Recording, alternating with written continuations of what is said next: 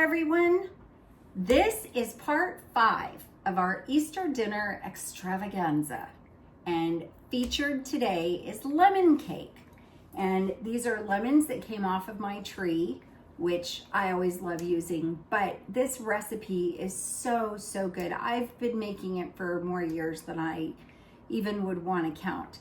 And we have it on Easter quite a bit because it just feels like something, when everything is springtime, you should have something yummy and light and fluffy, and lemons just seem to give that essence. So we are gonna start with 2 sticks of butter.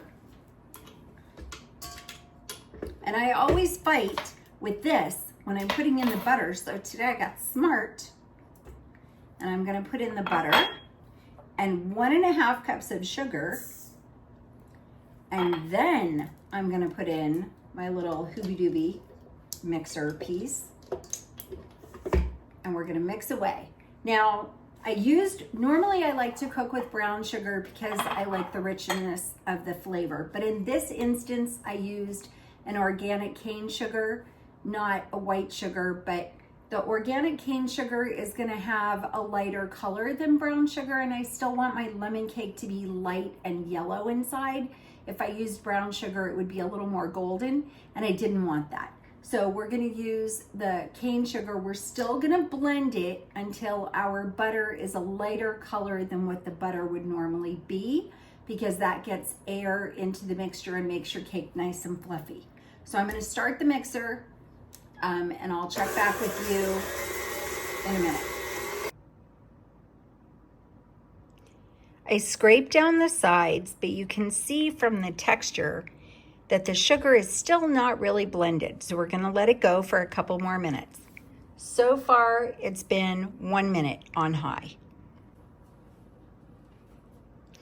I scraped down the sides again, and you can see that it's getting a little bit lighter in color, and it's been 2 minutes more. So we're gonna let it go a little bit more. And before I scrape down the sides again, I'll show you what it looks like and why we scrape it down. Now this is on low so that you can hear me a little better, but you can see that as it's mixing, it's pushing the mixture up against the walls of the bowl, and it's not really getting the mixture that's attached to the sides of the bowl, which is why we scrape it down to bring the mixture back to the center and give the little attachment piece an opportunity to blend it better. It's been about 4 minutes on high, and we're getting ready to add the eggs. Our butter sugar mixture is much lighter than it was when we started. It was a much richer yellow at that point. We're gonna add our 4 eggs, and we're gonna mix it up after we remove that shell.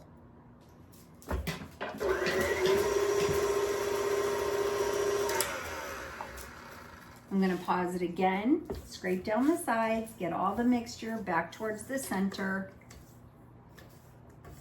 I like to use the back of my spatula when I'm scraping, so I don't run it in the direction of the bowl. I actually use the spatula against the direction of the bowl, and that seems to get more material off the sides.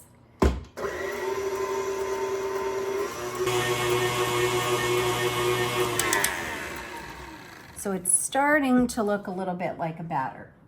We are going to alternate.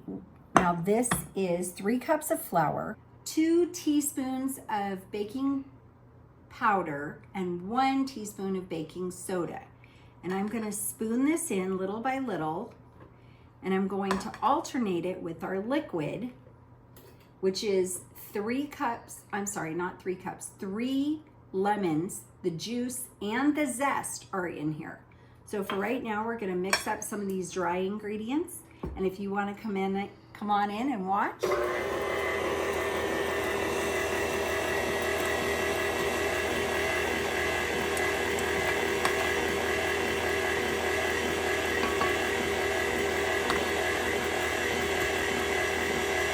When it starts to thicken up a little bit, pour in a little bit of your lemon juice. Spoon some more dry.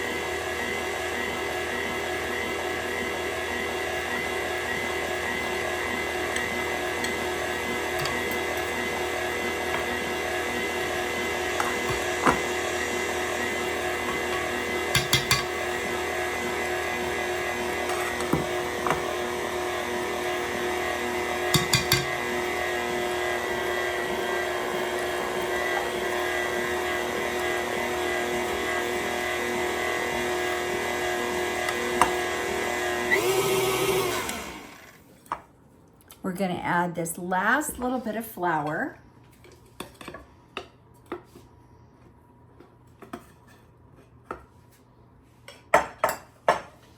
And mix that in.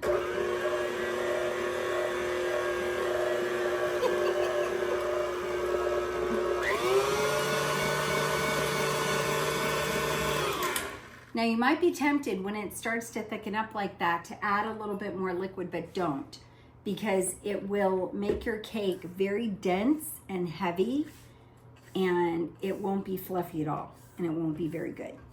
It'll taste more like lemon pudding than lemon cake. Okay, I'm gonna give this one last mix. And it's ready for the Bundt pan. All right, just gonna spray my Bundt pan. This is olive oil spray, and make sure that you get the outside edges really well as the inside edge. Don't forget that. And your oil will run down towards the bottom. That's fine, because all of these ridges in the middle are just gonna try to make your cake stick anyway. So a little bit of extra oil on that part won't hurt anything.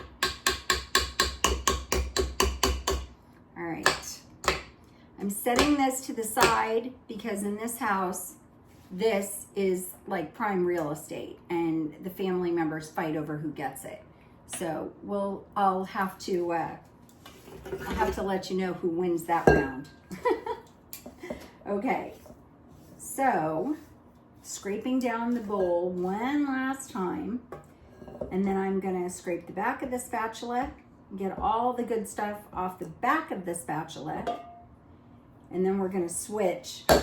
And now I'm gonna start using the spatula in the same direction as the bowl so that I can really cup the sides and scoop the material out, the batter out. And I'm just kind of going around the edge, scooping as I'm rotating, scooping as I'm working my way around the Bundt pan. Then you get in here a little bit more, scrape a little more material, a little more batter.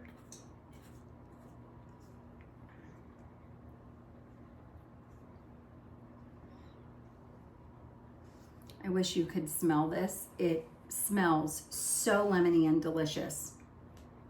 And because I've had it before, I know how good it's gonna taste. And then we are going to pop this in a 350 degree oven. It's been heating since we started the cake, so I guess I should have told you that at the beginning. Start preheating your oven before you do anything. And now we're gonna take this and pop it in the oven. I'd say about 30 minutes ought to do it, but we're gonna check on it. It might take as many as 40, it just depends. So follow me to the oven. And I'm gonna pop this in on the middle shelf. And we've already set our timer, but I'm gonna start it again, 30 minutes, and we'll check on it, and I'll let you know how it's going. We have adjusted the timer a couple of times. It's been about 45 minutes, and I wanna show you what this looks like before I open the oven, because you should never open the oven if you can help it until you're 99% sure that the cake is ready. If you open the oven and let out the heat before the cake is ready, your cake could fall. Now this is beautifully golden and risen very high. You see that nice deep crack? around the perimeter in the center of the cake, that means that it expanded and it looks like it's pretty well baked through. We are ready to check our cake. It's been about 45 to 50 minutes. And like I just showed you, it's beautiful and golden, but just to be sure it's cooked all the way through, we're gonna stab it with a skewer. You can use a toothpick if you like, but I like a skewer because I don't want to burn my fingers. And you can see that came out perfectly clean. So we're gonna pull the cake out. And oh, I wish you could smell this. The lemon flavor is just amazing. So it's nice. It raised beautifully. We're gonna let this cool for about 5 to 10 minutes. The edges of the cake will pull away from the pan. I thought we'd go ahead and start with the glaze while we're waiting for the cake to cool. So we're gonna start by zesting a lemon. If you've never done this, you are only trying to take off enough of the rind that you remove the yellow color. You don't want to get too far into the pith, which is the white part of the lemon, because that's very bitter. But the rind, the yellow part, is where it has all of the lemon oils, the essence of lemon, and that's what's going to give this just fabulous lemony flavor. So that is the zest of one lemon. And now I'm going to cut it in half. I'm going to take this little end off so it fits better in my juice extractor. And you put the lemon face down in the squeezer. That's the technical term. And start to squeeze. And this one has a little spout, so I'm going to pour it out before I continue to squeeze. Otherwise, it will squirt everywhere. It gets a little crazy.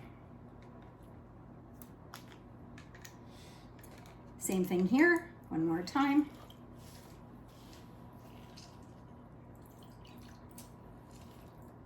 There we go. I don't typically measure how much powdered sugar I put in. I usually just mix it until it's the consistency that I want, but I'm gonna try and give you guys a ballpark. So I am gonna put a little bit in this 1 cup measuring cup, and we'll see how much of it we use.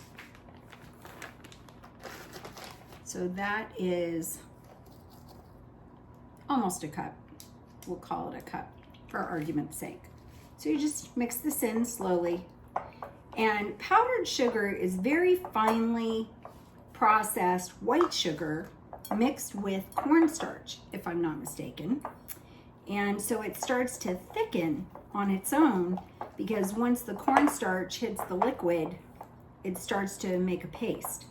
Now this is not enough. We want it a little thicker than this, so we're gonna add, we'll see how another cup looks.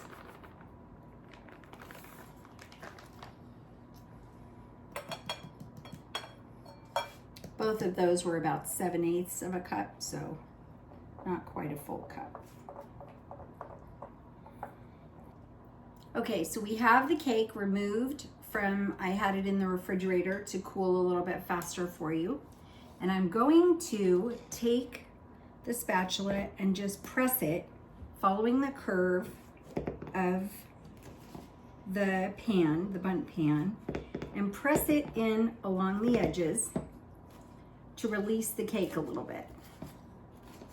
Even though it's a non-stick pan, and even though we sprayed it, sometimes those cakes are tenacious enough. It's how they raise. They raise by climbing the sides of the pan. So if they don't get to grip a little bit, they don't raise quite the same way. So it's good that they do that, but when you want to remove it, it can really mess up your gorgeous cake. So on the inside edge, again, I'm following the curve of the spatula with the curve of the Bundt cake pan. And the last thing I want you to consider is how much of a rise your cake has. Now the plate that I'm using has an indentation that's approximately the size of the raised area of my cake, which means it should still fit in there nicely and I don't need to trim it. If you did need to trim it, you could take a serrated knife and put it right along the edge of your cake and just saw off the top. And that also gives you the opportunity to steal a taste before anyone else finds out. That's up to you. I won't tell your secrets. And we're gonna flip the plate upside down on top of the cake, and it has to be cool enough that you can touch it without burning yourself. And you're just gonna give it a quick flip and a little bit of a shake, and it released. And that is one beautiful bundt cake. So now we're gonna take one more bamboo skewer, and I like to poke holes kind of all over the top of the cake. I don't know how much of the glaze actually gets in there, but it makes me feel like maybe it does penetrate a little bit more. So I'm just poking holes all the way around the top. And the cake has cooled enough now that we can go ahead and apply the glaze. So I usually do that in 2 layers. I do 1 layer of glaze, and then I let it sit and thicken, and then I do a second layer, which gives a little more of a coating.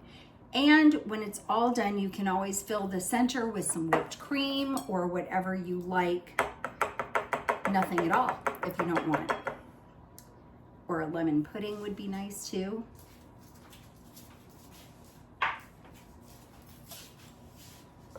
So I'm just going to take a spoonful of this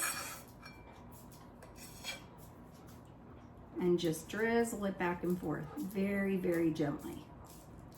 I did add about another 1/4 cup of powdered sugar to this because I wasn't happy with the viscosity, and I'm really glad I did because I do feel like it thickened up a little bit more. So we're just taking small spoonfuls. You don't want to dump too much on one spot because then it just goes everywhere and it's chaos, and that's no good. So again, just a little drizzle back and forth all the way around, and it's really starting to look gorgeous. I think you'll be proud to put this on your Easter table. And if not, there may be something wrong with you. I'm not judging, I'm just saying.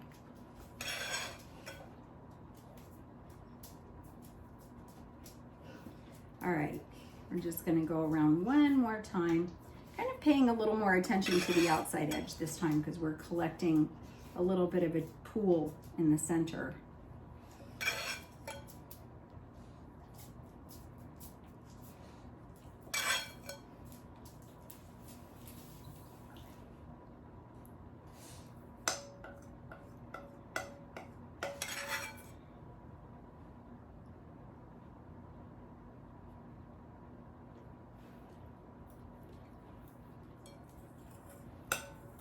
And you can always save the last little bit of frosting for anyone in your home who has a super sweet tooth and isn't gonna let you get away with not saving them something.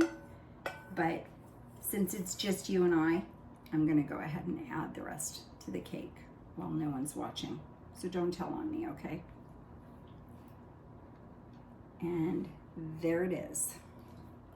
Our beautiful lemon cake, which is going to be at the center of our table, along with the holiday ham that we made with beer and brown sugar, the baked beans, and the potato salad. So if you give me just a second, we'll set up the camera and I'll show you what our table looks like. So this is our final Easter dinner extravaganza. We have the carrots, we have the beautiful lemon bundt cake, the ham that we cooked in beer and brown sugar, the baked beans with all that rich molasses in them, and finally our potato salad. I hope that you guys try these recipes, and I hope that your dinner comes out very successful, and I wish you all a very happy holiday. Happy Easter.